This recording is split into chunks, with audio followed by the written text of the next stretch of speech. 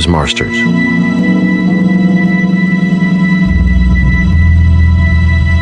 Chapter 1. On the whole, we're a murderous race. According to Genesis, it took as few as 4 people to make the planet too crowded to stand, and the first murder was a fratricide. Genesis says that in a fit of jealous rage, the very first child born to mortal parents, Cain, snapped and popped the first metaphorical cap into another human being. The attack was a bloody, brutal, violent, reprehensible killing. Cain's brother, Abel, probably never saw it coming.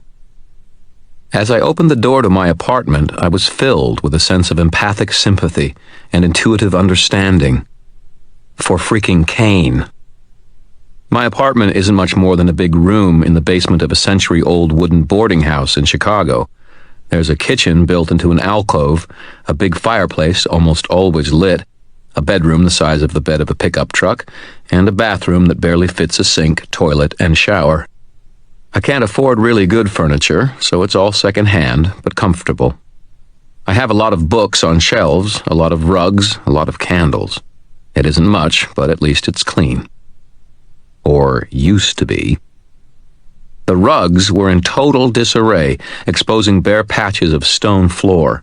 One of the easy chairs had fallen over onto its back, and no one had picked it up.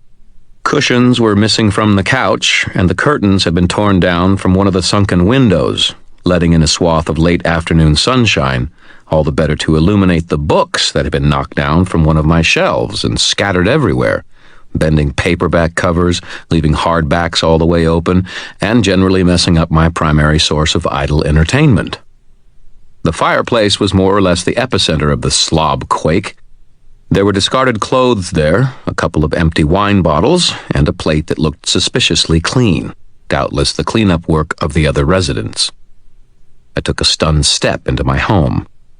As I did, my big gray Tom, Mr., bounded down from his place on top of one of the bookshelves, but rather than give me his usual shoulder block of greeting, he flicked his tail disdainfully at me and ghosted out the front door. I sighed, walked over to the kitchen alcove, and checked. The cat's bowls of food and water were both empty. No wonder he was grumpy. A shaggy section of the kitchen floor hauled itself to its feet and came to meet me with a sheepish, sleepy shuffle. My dog, Mouse, had started off as a fuzzy little gray puppy that fit into my coat pocket. Now, almost a year later, I sometimes wished I'd sent my coat to the cleaners or something. Mouse had gone from fuzzball to fuzzbarge. You couldn't guess at a breed to look at him, but at least one of his parents must have been a woolly mammoth. The dog's shoulders came nearly to my waist, and the vet didn't think he was finished growing yet. That translated into an awful lot of beast for my tiny apartment. Oh, and Mouse's bowls were empty, too. He nuzzled my hand, his muzzle stained with what looked suspiciously like spaghetti sauce, and then pawed at his bowls, scraping them over the patch of linoleum floor. "Damn it, Mouse," I growled, Cain-like. "It's still like this? If he's here, I'm going to kill him."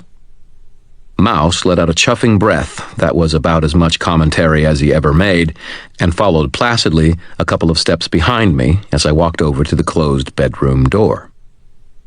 Just as I got there, the door opened, and an angel-faced blonde wearing nothing but a cotton T-shirt appeared in it.